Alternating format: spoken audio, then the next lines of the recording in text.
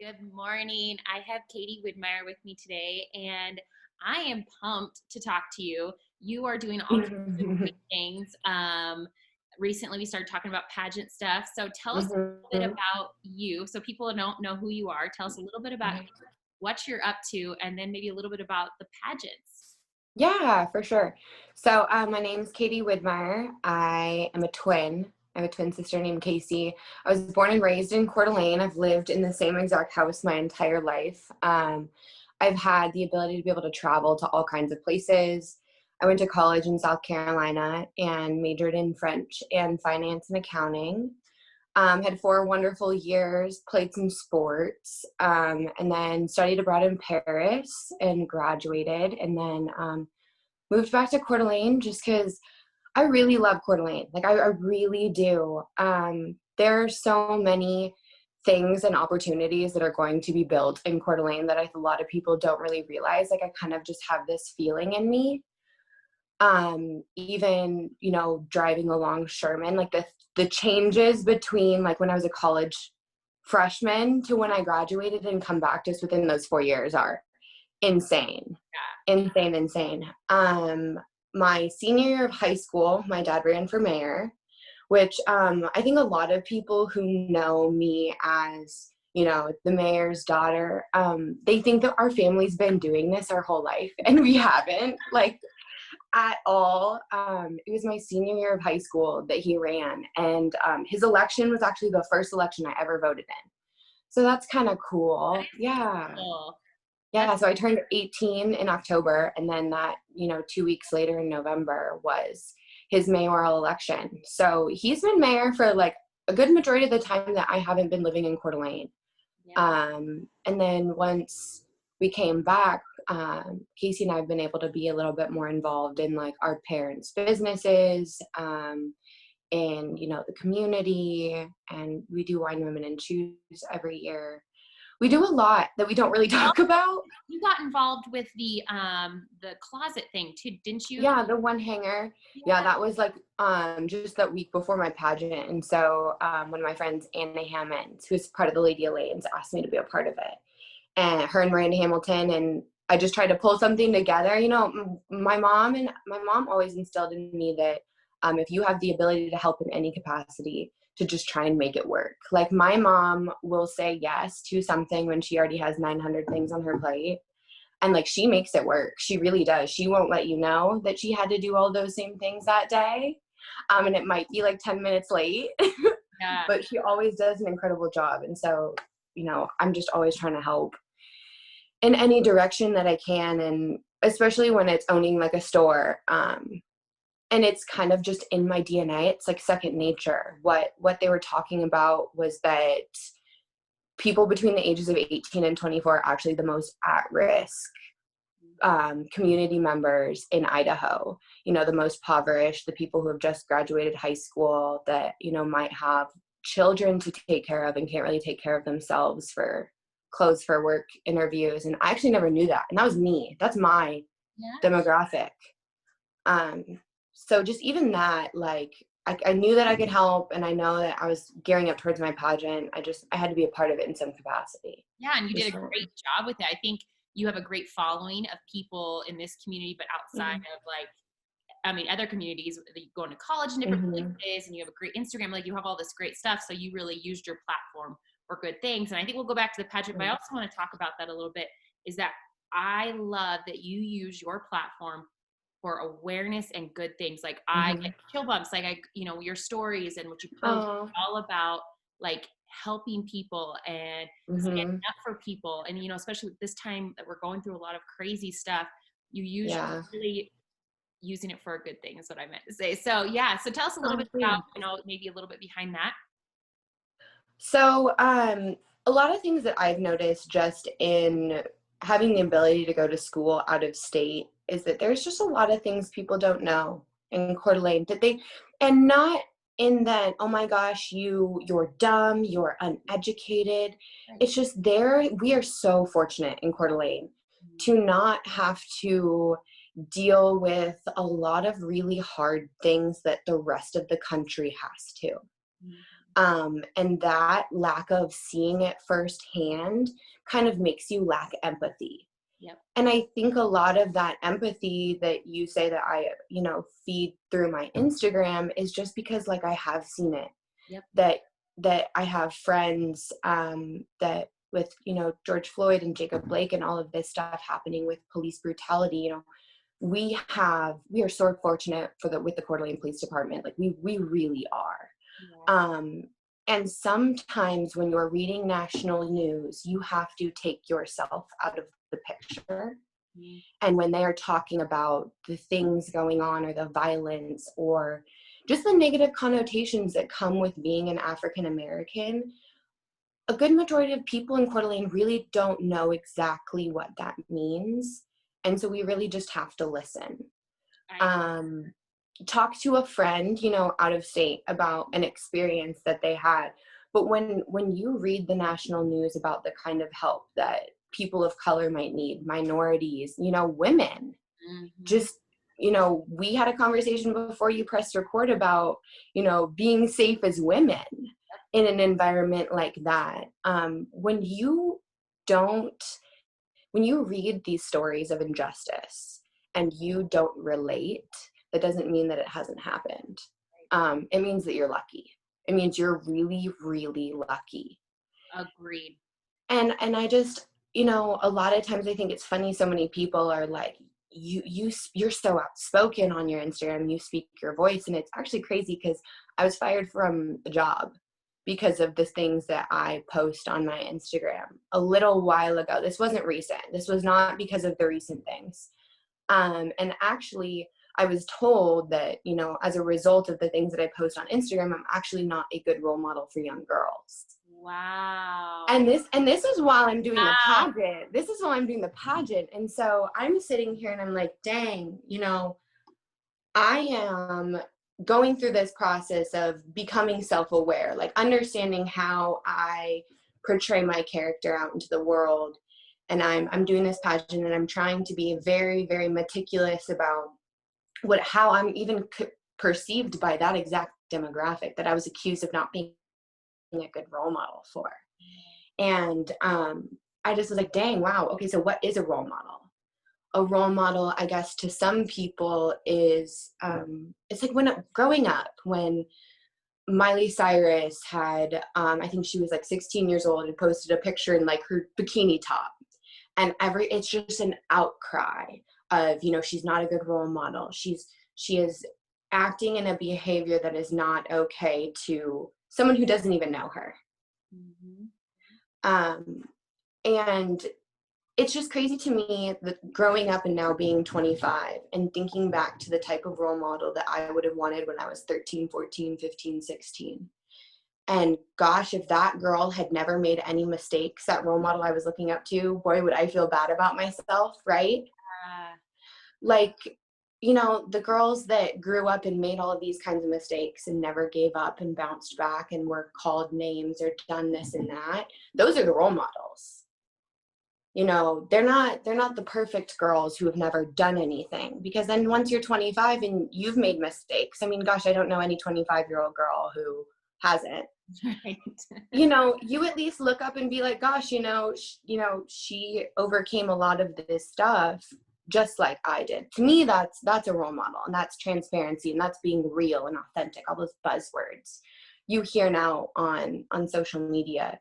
You don't have to like showcase your hardships, but gosh, when I was told that, I said, I'm a terrible role model for young girls. Like, that really hurt. It really did. Well, I can't imagine, because you're the last person I would think of. I mean, with, I think Thanks. what you show, and like the whole thing about women, like you empower women. Like that's Thanks. at 25 years old, you're empowering all these women. I know you and I've had past conversation about body positivity, and that's something you like pursued, and fashion and things, but like it's like, if you make those mistakes, I look up to someone that can outcome those mistakes and be like, I've learned from it, I grew from it, now I'm doing bigger and better things. And it gives hope for those people that are like, I screwed up big time, and how am I supposed to get up? Well, you can't. It's going to take some work. And that's what you want to look up to. Oh yeah, for sure. So that's kind of, we talked about pageants, and I, for one, like, it's funny, we talk about pageants. If you asked me if I was having this conversation 2.5 years ago, I would laugh at you. Because I'm not, every girl says, oh, I'm not a pageant girl. Like, I'm really not a pageant girl. It's really something, it's something that was always talked about.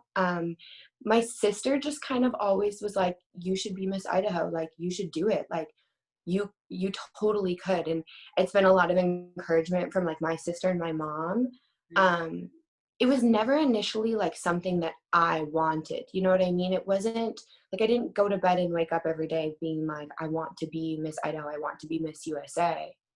But I actually got asked to do it. I think that last year, so this will be my second year doing it. The director reached out to me. She found me through social media. And I just kept an open mind. Like I'm kind of like you have to try everything. Like, I don't know if you know, like, I didn't train for the marathon that I ran. Yes, Like, her and her family did the Coeur d'Alene Marathon last year, and this girl's like, "Oh yeah, I didn't train for this." I was like, "What? What?" no, like, I did not train. Like, I think it was we'd all signed up, and Matt had hurt his calf, or his girlfriend had hurt his calf, so there was just an open spot like a month before, and I walked like some of it. I didn't run. Like, I finished. I hope like people don't think like I hopped in Yes, and ran qualified for big races. like a 3.5 hour, like, no. Like, it was long. There were a lot of blisters. It was a lot Well, of pain. yeah, it's like, and your dad would probably love that because he's been walking, him and you, Yeah. you know, that he's been walking every day, like he's works Yeah, out, he like, walked. and then He you're like, walked I'm everywhere. just gonna walk this and run it with you. Yeah, I know. So I have such my dad's personality sometimes too, that we're just like, all right, we're gonna do it. Like, let's just get it done. And that's kind of with the pageant too, is I hopped in on this and I didn't know what it was about. I didn't really know pageantry. I'm really fortunate to have kind of chosen. So for people who don't know pageantry, there are different systems within kind of the whole pageantry world. The most common are like Miss America and Miss USA. They say that Miss America, Miss USA is kind of like the Super Bowl of pageants, and that's the one that I'm doing. And I'm just like, I'm dying to use this statistic because I want to use it with George. It's when you are more likely to have a son play in the Super Bowl than a daughter compete in Miss USA. Wow. Yeah. Yeah. So that'll be, fingers crossed So that. you told George that? Right? I know. Well, I have to win Miss Idaho first. So once I do that, I'm gonna make sure he knows that. But it's I'm in the Miss USA system, and I'm really fortunate to be in a system that, like, it's so hard because sometimes these like catchy social media buzzwords, they can sound so cliche and so corny, and I think that's why pageantry gets the rap that it does. But Yeah. I think that with anything gets a bad rap, when you try at anything, people will make fun of you. Oh, That is just the cold, hard truth. and I also think it's the best compliment. Whenever Too. I got a hate comment on TikTok the other day, and I was so excited because I was like, Mhm. that means I'm making it. That means that I'm doing something because someone is upset that I'm succeeding. And I know that like threatens people or makes them uncomfortable. And so I always think, you're going to have those haters. And if you have haters, that means you're doing something right because they can't do what you do. And that's the only way Yeah. they feel threatened. Yes, threatened. I'm still trying to learn that. I still take things so personally. I really do. I think sometimes I am bold, and I am really like, if you fire me up, I'm a Libra. So like, if you give me energy, I'll give it back.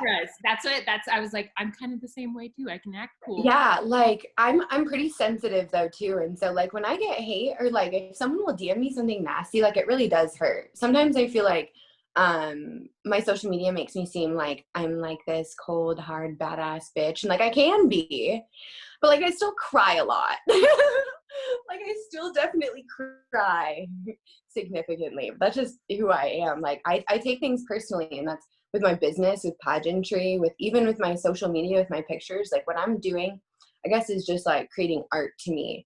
Oh yeah. That's what I see when I look at your photos. Like if you're not, it's more artistic because I think it's your fashion background, and like you see it as art, and they're beautiful, like gorgeous. Thank you. But it's not just how you look. Like, yes, you're beautiful, but you're also, it's the clothing, it's Okay. the posing, it's where you're at. Like, there's so much more to Hmm. it. Yeah, I'm a really complicated person. Like I have 9 million ideas kind of like all floating, and sometimes I grab them together like as like a bouquet of balloons and I'm like, here, let's party.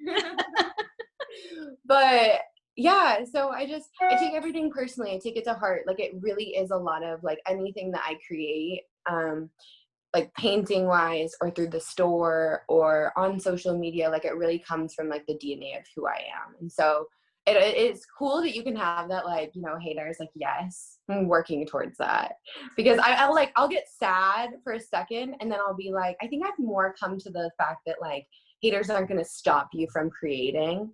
Like I still get hurt, but it's not going to stop. It's not going to make me not post a picture on Instagram because I heard girls that I went to high school with were talking about blah, blah, blah, blah, blah. Like it's a small town still, you hear. And so like it still hurts, but it's not going to stop me. Exactly. Yeah. Which I love. And I think you and I've talked about the pageants, kind of similar, is that, Mm-hmm. yeah, you're doing this pageant, you have to look beautiful and you have to do all the poise and everything, but you're using it also as a platform and to like get Mm-hmm. your voice heard and to help others and to do things at a bigger level. Yes, it'd be great to be Miss Idaho, but it's also, Mm-hmm. you can help more people with that platform. Yeah. Well, and I really, so what I was saying before, like with Miss USA, that I'm really fortunate to have a program that really, really, truly, like the cheesy catchphrases is like, they want you to just be yourself. Like they really, really do. And myself is not like they use the term like pageant patty. I'm not her. Yeah. Now, have I had to train so like maybe a cuss word or two doesn't come out? Like, yeah, I've told her brothers. Like, I've told her brothers that were 8 years older than me. Like, we were a sports family, and that's just who I am. When I moved to the South, like, I definitely learned I was different. Going to school in the South really helped me. Like, I had some moments of like I was sad because I definitely like I didn't dress the same as a lot of girls, like, and I didn't realize it would be so much more so in the South. With just, they love tradition, they love, you know, feeling like they're a part of something, and I think that extends to what they wear, which Yeah. for me, coming from a mom who's owned a clothing store my whole life, trying so hard to be different is what I've like spent my whole childhood doing, like to a point of rebellion. Like it didn't matter if I loved a skirt that everyone else decided the next day they liked. I'm not even trying to not like it. I just don't. Right. I just have like this in my DNA, like go against what everyone else wants to do. Maybe that's a Libra thing because I enjoy that too. Like, Yeah. I like to be different, but it's so funny because I went to my first football game in the South this last year, Where'd you and go? to the Auburn Alabama game, Oh. and everyone's dressed, all the girls like perfect hair, perfect outfits, like, and I'm like in a flannel and cut off shorts. Oh my gosh, it was like the first game that because my older brother went to the same college that I did. Oh, And yeah, so he played football, but he's quite older than I am. So he's 8 years older than I am. So I'm in fourth grade. We're in South Carolina. I'm going to this private school, and we're just like this Idaho family who, like, I don't know, like this is like the first time I had been like across the Mississippi. Like you go to, oh sorry, I had a little you're fine. can you see me? Oh yeah, you go to football games in sweatshirts, like. And jerseys and t-shirts and like, I didn't know. I didn't know I was supposed to bring my wedges. It wasn't on the ticket. Like the dress code wasn't like, usually if you tell Westerners that like you have to dress up in something somewhat nice, like I wear sweatpants to Beverly's. Like that's what I like describe to people in the South. I'm like the nicest restaurant in our whole town. Like I go drink wine in sweatpants. yeah. Mm-hmm. We're chill. We're So for very, anyone else who hasn't been to a football game in the South, they're wearing, you know, cocktail dresses. Not like nighttime cocktail, but like Lily Pulitzer cocktail. They yeah. look beautiful. And But they're, I would have liked a memo on the ticket. yeah, It's like what we're asking for. the makeup's great. Like they look like they're ready to go. And I'm like, oh. Yeah, it's just I stuck out like a sore thumb. It's totally fine. Yeah. I'm used to it. And so just that whole mentality. I think people, you think one way about pageants and you say, oh, I'm going to go in as someone who I think the judges want me to be. Mm. These people have been doing this for a very long time. And especially, you know, women, you can smell BS from a mile away. Like, even though it's a 3-minute interview, I think that there's something so much in pageantry that just wants like the unspoken connection of like, okay, yeah, that person's really being herself.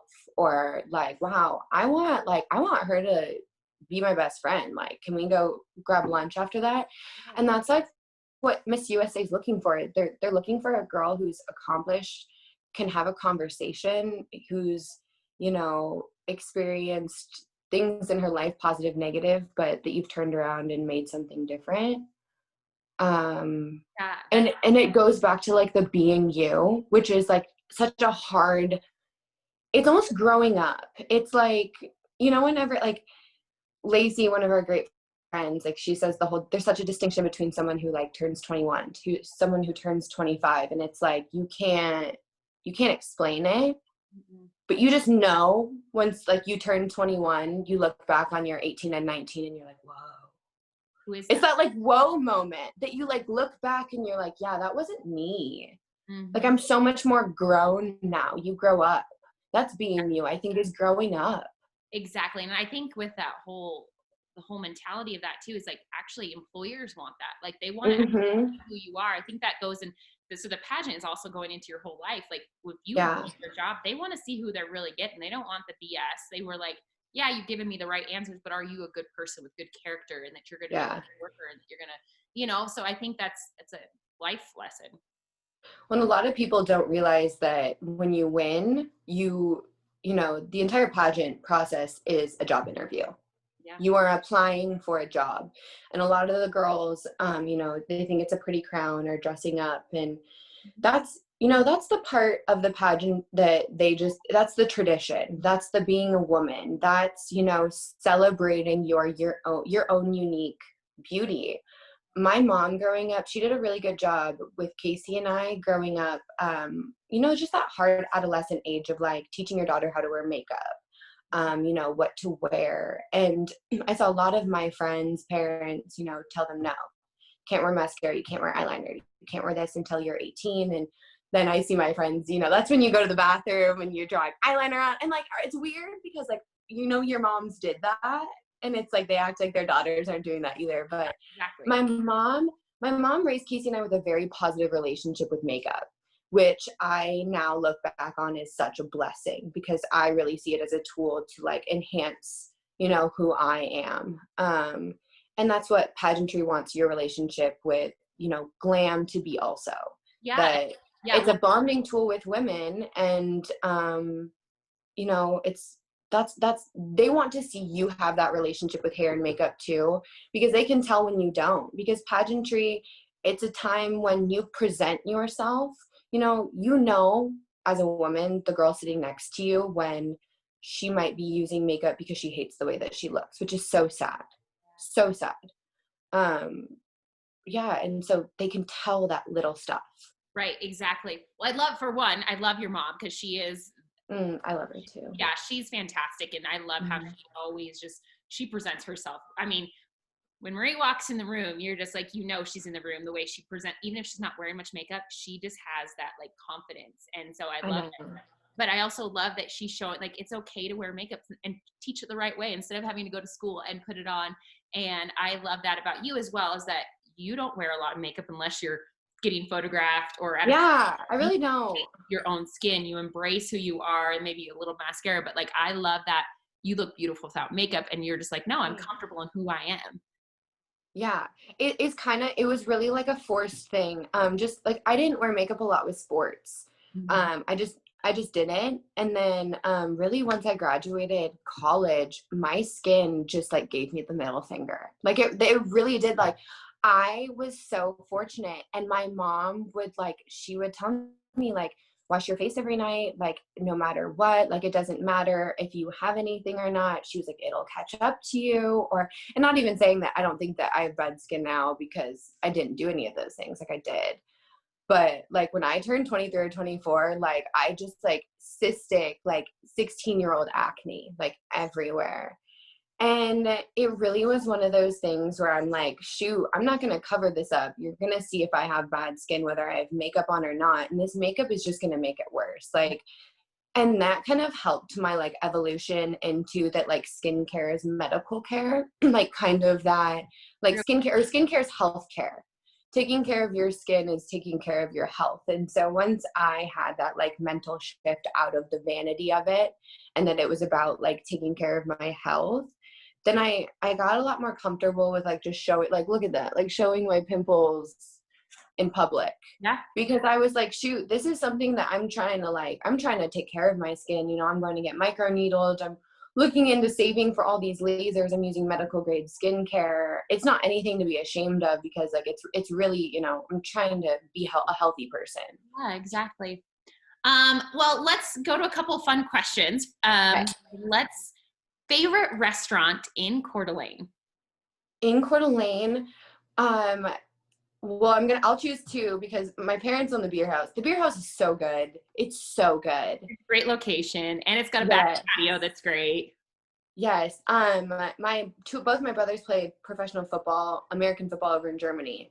We went over and visited a couple of times. We've gone to all kinds of like in the basement of ancient castle, like kind of German restaurants. And so it really is a lot of everything that we do, my family does. We unspokenly have a very big story behind it. And so we got to, when we went to Germany, we didn't know we were going to do this restaurant. It kind of just came to be. And, you know, when a space comes available on Sherman, it's not like you've been planning this for years. It's like a space is available, do something, or someone else is going to do it. Exactly. Especially with the rate that Coeur d'Alene's growing. So, you know, my brothers pulled together this German bar and restaurant, and we got to pick out some dishes from what we remember. Like, I remember eating this schnitzel down in like a basement in Munich in this like a restaurant called a Ratskeller. It's funny for people who haven't been to Europe, like Europeans do not give a rat's ass about your customer service. Like that's what I think is so funny about Americans. Like Americans love to like, we'll get people that come in like the restaurant that'll give certain like reviews, and we obviously listen to it. Yeah. But it's just funny to subconsciously think that in Germany, like they would not give a like at all about anything that you say about their food. And that means if it was cold, like if there was a bug in it, like they do not care. You're paying for the food. We made you the food. This whole customer service entitlement, like American thing, it's hard when you own businesses. It's really an epidemic amidst a pandemic, and an epidemic of other things, of this sense of entitlement. With, you know, they love to throw the Karen or, you know, whatever, just the sense of entitlement of that small businesses especially owe you something because something wasn't perfect. It's hard, you know, when you can expect that kind of perfection from corporations who are saying that we are employed to be able to offer that kind of perfection. But when you're within a community like Coeur d'Alene, when I go to a small business, I'm thinking, you know, these are my neighbors.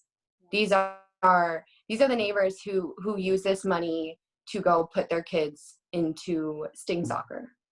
Like these are people who are using money to go, you know, within our local community. And so sometimes for me, obviously there's a basis of like customer service that's important, but you know, you throw that out the window when they're your neighbors, and you want them to help be their best. You don't want to take like stuff away from them. You know what I mean? Mm-hmm.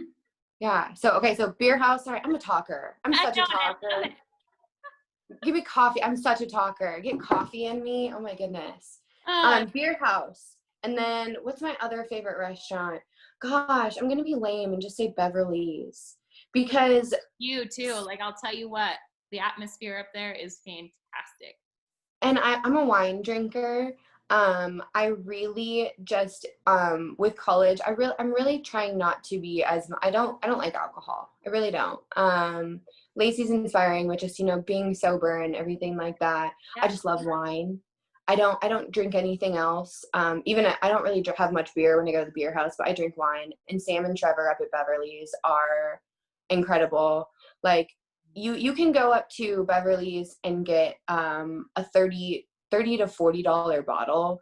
I get them from France, but they're better than any other wine that you can have, around town. It's like, yeah, I mean, there's something special about it. And they know exactly what I like too. And it's nice. Yeah. It's nice when people like know what you like. Oh yeah. That's why you have your favorite local favorites. Like when you walk in, they call you by name and they're like, "Are you gonna have this again?" You're like, yeah. They're like, "Oh, I'd be here too much," or it's like family. Right? Yeah, no, exactly. So that's probably what is one life lesson you have learned the hard way? One life lesson, oh my God, I'm like looking at my window right now, and this is reminding me that my sister and I bought a fire escape ladder, and like the one life lesson I'm thinking is like you can't get back up. We were trying to sneak out, and so we like thought we were so clever, and we bought a fire escape ladder from our second story window. And we have like our like window isn't like super steep. We sound so extreme, like Mission Impossible to get out of the house. Like my parents didn't like lock us in. They were just strict when we were in high school, and we just wanted to have fun. Like, so we bought a fire escape ladder, and like literally, like I'm looking out my window, it would be like dropping right there. It didn't like you kind of had to like drop. Like I could only grab it like if I held. So there was no way to like get back up. So, I mean, we had to come through the front door. Like, we got caught. I so love that one, you can't think through a plan. There you go. Life lesson you had to learn the hard way. Think a plan through in its entirety. Instead of like, this seems great. And then when you get back, you're like, right? You don't know what to do. I love that. So who is your biggest inspiration or like hero? My mom. My mom's a cool person. A lot of people say that. A lot of people don't know my mom though. My mom just kind of like does what she wants.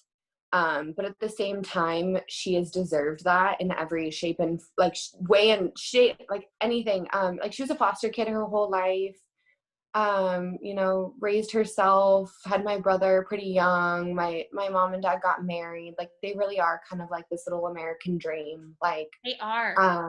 Well, and if you're listening, you can actually go on my YouTube and go back farther back, and I have an interview with Marie, and she tells her story and about where she's come from, and now that she's raised her kids to be so like all of you guys are very successful in whatever you want to do. It's not like you have to be a doctor, you have to be a lawyer, you have to do this. They're like, whatever makes you happy, and then they support your guys' dreams. I think it's amazing. Yeah, they're extraordinarily supportive. I'm extremely lucky to have them as parents. Outside of my family, I love humor. Like I love Celeste Barber. Do you know who that is? I do, yeah. On Instagram. I'm in love with SNL. I love a lot of the women on SNL. Kate McKinnon is like my girl crush. Like Kate McKinnon to me, like I get like goosebumps just because I think that they're so outrageously funny. I love irony, and especially being in fashion, like you have to have a sense of humor. Because my sister lives in New York. After graduating, she wanted to go to Parsons for fashion school. So she's in the middle of that. I mean, she works with some celebrity stylists that just the requests, and it's a whole different world. Casey and I grew up like the stretch between Marmalade and Marie's. So it would be like kind of like on Pita Pit, my mom's 2 stores, like by Pita Pit to the Coeur d'Alene Resort, which is like half a block.